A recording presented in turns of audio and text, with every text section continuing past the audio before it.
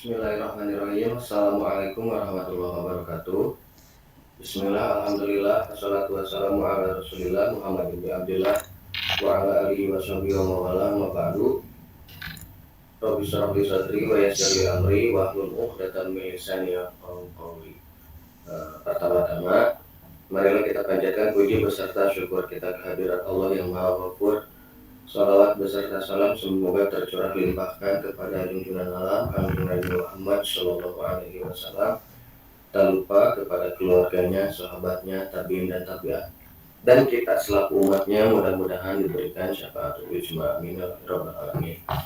Oke, yang saya hormati dosen pengampu statistik terapan pendidikan, yaitu Ibu Dr. Elis Ratnaulan, SSI MT, yang mudah-mudahan selalu disehatkan oleh Allah Subhanahu wa taala. Amin ya rabbal alamin. Oke, pada praktikum kelima kali ini kami dari kelompok 1 akan mempresentasikan perihal statistik terapan pendidikan. Yang mana kelompok kami terdiri dari 4 orang. Saya Rizal Nurzain, kemudian ada Gina, yang ketiga ada Yasmin, yang keempat ada Asri Dayani.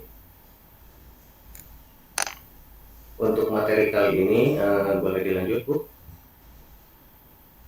Oke. Adapun pendahuluan dari penelitian ini, yaitu pembelajaran pendidikan agama Islam atau PAI memiliki peran penting dalam membentuk karakter siswa. Namun masih sering menggunakan metode konvensional yang kurang interaktif. Penelitian menunjukkan bahwa model pembelajaran kooperatif seperti Jigsaw dan Teams Games Tournament atau TGT lebih efektif dibandingkan pendekatan tradisional karena mampu meningkatkan partisipasi, pemahaman, dan hasil belajar siswa. Nah, dalam model pembelajaran kooperatif Jigsaw ini menjelaskan bahwa teori Jigsaw ini menekankan pada kerja kelompok kecil untuk belajar dan saling mengajar. Kemudian siswa bekerja sama dalam kelompok heterogen dengan setiap anggota bertanggung jawab atas penguasaan satu bagian materi dan kemudian mengajar bagian tersebut kepada anggota kelompok lainnya. Nah, dalam teori Jigsaw ini yaitu menekankan pada kerja kelompok kecil yang sangat kooperatif gitu. Akhirnya bisa saling memberikan satu sama lain terhadap pemahamannya masing-masing. Oke. Kemudian adapun dalam teori TGT ini, Teams Games Tournament, adalah model pembelajaran kooperatif yang menggunakan unsur permainan dan turnamen untuk meningkatkan hasil belajar siswa. Nah, yaitu mengadakan games gitu hanya saja untuk memicu ataupun meningkatkan pembelajaran siswa yang sangat kooperatif gitu. Kemudian siswa bekerja dalam kelompok kecil yang heterogen dengan kemampuan, jenis kelamin, dan ras yang berbeda. Nah, untuk menyelesaikan tugas dan bersaing dalam turnamen akademik seperti itu. Kemudian metode ini tidak hanya mendukung pencapaian kognitif, tetapi juga internalisasi nilai-nilai keislaman secara lebih mendalam. Nah, akhirnya penerapan model kooperatif ini perlu dipertimbangkan oleh pendidik dan pengambil kebijakan dalam menyusun strategi pembelajaran yang lebih bermakna, yang pada akhirnya akan sesuai dengan tujuan pendidikan Islam. Oke, boleh dilanjut, Bu? Nah, ini merupakan data siswa.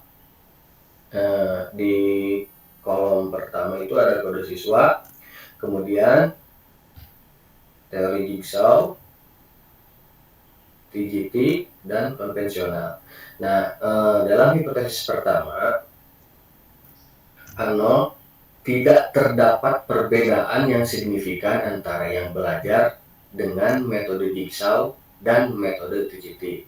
K1, terdapat perbedaan yang signifikan antara yang belajar dengan metode jigsaw dan metode TGT. Kemudian hipotesis 2, H0, tidak terdapat perbedaan yang signifikan antara yang belajar dengan metode jigsaw dan metode konvensional. H1, terdapat perbedaan yang signifikan antara yang belajar dengan metode jigsaw dan metode konvensional. Kemudian di hipotesis 3, H0, tidak terdapat perbedaan yang signifikan antara yang belajar dengan metode TGT dan metode konvensional. H1, terdapat perbedaan yang sangat signifikan antara yang belajar dengan metode TGT dan metode konvensional. Nah, dalam hipotesis di sini yaitu membuktikan bahwa teori jigsaw juga TGT ini memberikan dampak yang positif gitu. Boleh dilanjut, Bu? Nah, kemudian adapun tes of normality-nya yaitu berdasarkan output tes of normality dari ketiga metode jigsaw, TGT, dan konvensional, nilai dari Kolmogorov, Smirnov, dan Shapiro-Wilk terdapat salah satu nilai yang lebih kecil 0,05 sehingga data nilai bahasa Indonesia tidak terdistribusi normal. Seperti itu. Ya, mungkin untuk penjelasan dari saya seperti itu. Mungkin selanjutnya akan disampaikan. Silakan. Terima kasih kepada rekan saya, Pak Rizal. Baiklah, di sini saya akan membahas pembahasan kita selanjutnya, yaitu pengujian hipotesis dilakukan dengan tes statistik non-parametrik, yaitu uji yang dilakukan di sini yaitu uji Kruskal-Wallis. Pada tabel di dalam digunakannya uji Kruskal-Wallis untuk mengetahui apakah terdapat perbedaan yang signifikan antara tiga kelompok atau lebih yang tidak memenuhi asumsi normalitas, atau disebut juga dengan uji alternatif ANOVA jika data yang tidak normal atau varians yang tidak homogen. Pada tabel rank ini terdapat seperti model pembelajaran jigsaw, TGT, dan konvensional. Pada model pembelajaran jigsaw, N-nya terdiri dari 30, sedangkan main rank-nya terdiri dari 52,45, TGT 33, dan main rank-nya yaitu 53,55, dan konvensionalnya terdiri dari 30, N-nya 30, dan main rank-nya terdiri dari 34,35. Jadi nilai main rank menunjukkan peringkat rata-rata masing-masing metode dalam kasus di atas tersebut. Yang pertama yaitu peringkat rata-rata metode TGT lebih tinggi daripada peringkat rata-rata jigsaw dan konvensional. Yang kedua, peringkat rata-rata metode jigsaw lebih tinggi daripada peringkat rata-rata konvensional. Dan selanjutnya yang selanjutnya yaitu untuk melihat apakah terdapat perbedaan rata-rata dari ketiga metodenya, kita bisa melihat melalui dari tampilan output berikut, yaitu pada tes statistik. Pada Kruskal-Wallisnya yaitu terdapat skor KPM yaitu 10,137, sedangkan DF-nya yaitu 2, dan simpangan signifikannya yaitu kurang dari terdiri dari 0,006. Dalam hal ini juga dari tabel di samping tersebut kita dapat mengetahui bahwa nilai signifikansinya adalah 0,006.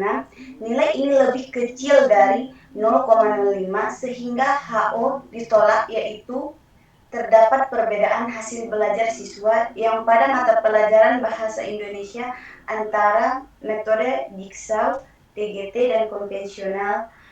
Maka post hoc tes dilakukan. Selanjutnya uji post hoc setelah Kuskal-Wallis dapat menggunakan uji Mann-Whitney test, yaitu menguji perbedaan Mean antara satu perlakuan atau model pembelajaran dengan model pembelajaran lainnya yang dilakukan secara persatu. Pada tabel yang di bawah ini kita terdapat skor KPM pada Jigsaw, TGT, dan TGT. Jigsaw yaitu E-nya 30, main rank-nya yaitu 31,72. Sedangkan TGT-nya yaitu 33, main rank-nya 32,26. Dari Jigsaw dan TGT terdapat juga sum on rank-nya, yaitu pada Jigsaw terdiri dari 951,450, yang untuk TGT-nya yaitu 10,6450. Dari output rank di atas dapat kita lihat nilai main rank-nya untuk siswa pada kelas metode Jigsaw yaitu 31,72, lebih kecil dari nilai main rank siswa pada kelas metode TGT yaitu 32,26 atau 31,72 kurang dari 32,26. Mungkin cukup yang saya sampaikan. Saya kembalikan kepada Pak Rijal. Terima kasih buat Sri Dayani yang sudah menyampaikan. Kemudian selanjutnya akan disampaikan oleh Ibu Gina, kepadanya saya persilahkan. Baik, terima kasih Pak Rizal. Untuk selanjutnya yaitu hasil uji statistiknya. Berdasarkan hasil uji Mann-Whitney, skor KPM-nya itu 486,500. Kemudian nilai asim signifikansi atau nilai hasil signifikansi total yield-nya itu 0,905. Berdasarkan tampilan output tes statistik terlihat bahwa nilai sig total yield-nya adalah 0,905. Nilai ini lebih besar dari 0,05 berdasarkan ketentuannya. Dengan demikian HO diterima dan H1 ditolak, sehingga dapat disimpulkan bahwa tidak terdapat perbedaan yang signifikan antara belajar dengan metode Jigsaw dan metode TGT.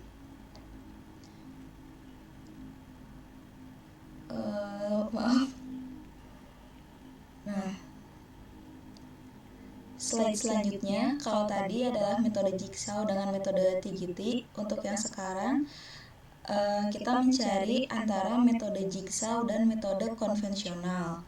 Nah, skor KPM-nya untuk metode jigsaw dengan N30 didapatkan nilai min rank-nya 36,23 dan sum of rank-nya 1087,00. Kemudian untuk skor KPM konvensionalnya dengan N30 dan min rank-nya 24,77 didapatkan hasil sum of rank-nya 743,00.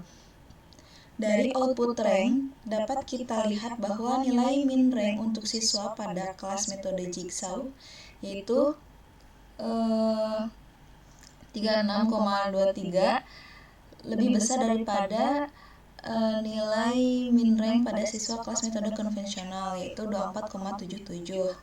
Alhasil nilai jigsaw itu lebih besar dari nilai konvensional. Maka untuk hasil statistiknya didapatkan nilai main Whitney yaitu 278,00 dan hasil nilai asim sing to silent-nya 0,010. Berdasarkan tampilan output tes statistiknya terdapat bahwa nilai sing to silent adalah 0,010 di mana nilai itu lebih kecil dari 0,05. Dengan demikian HO ditolak dan H1 diterima, sehingga dapat disimpulkan bahwa terdapat perbedaan yang signifikan antara siswa yang belajar dengan metode jigsaw dan metode konvensional.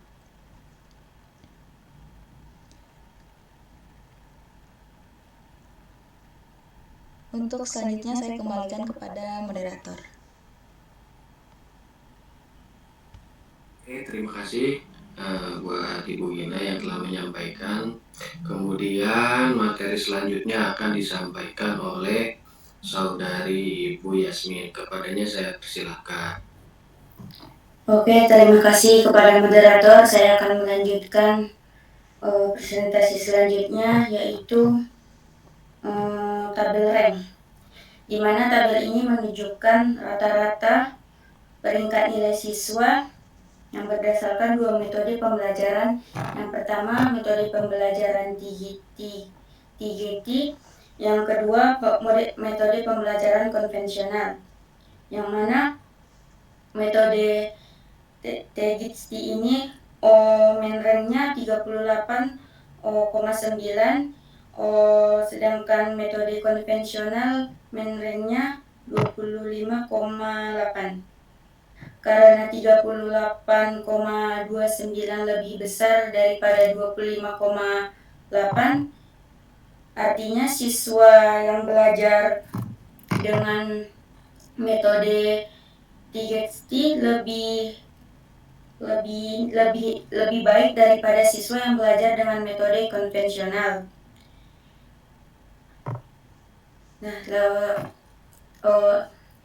slide selanjutnya.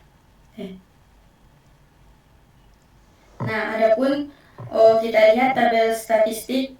Di sini digunakan uji statistik Mann-Whitney untuk melihat apakah perbedaan nilainya signifikan atau tidak. Jadi nilai sig to Taylor 0,004 ini lebih kecil dari 0,05. Jadi artinya perbedaan nilai antara dua metode pembelajaran ini signifikan. Jadi hipotesis 0 atau HO ditolak dan hipotesis H1 diterima. Selanjutnya. Nah, kesimpulan akhir dari PPT kami ini, dari keseluruhan hasil analisis terdapat 3 kesimpulan. Yang pertama, tidak ada perbedaan signifikan antara yang belajar dengan metode jigsaw dan metode TGT. Yang kedua, terdapat perbedaan yang signifikan antara yang belajar dengan metode jigsaw dan metode konvensional. Yang terakhir, Terdapat perbedaan yang signifikan antara yang belajar dengan metode Digitsti dan metode konvensional. Mungkin sekian saja yang dapat kami presentasikan. Dalam presentasikan, saya kembalikan kepada moderator. Oke, baik, terima kasih buat semuanya. Mungkin itu yang dapat kami sampaikan pada penelitian kali ini. Terima kasih buat semuanya. Adapun apa yang tadi kami sampaikan merupakan by data, gitu. Terima kasih. Kurang lebihnya mohon maaf. Wallahul muwaffiq ila aqwamit thoriq. Wassalamualaikum warahmatullahi wabarakatuh. Waalaikumsalam Waalaikumsalam warahmatullahi wabarakatuh.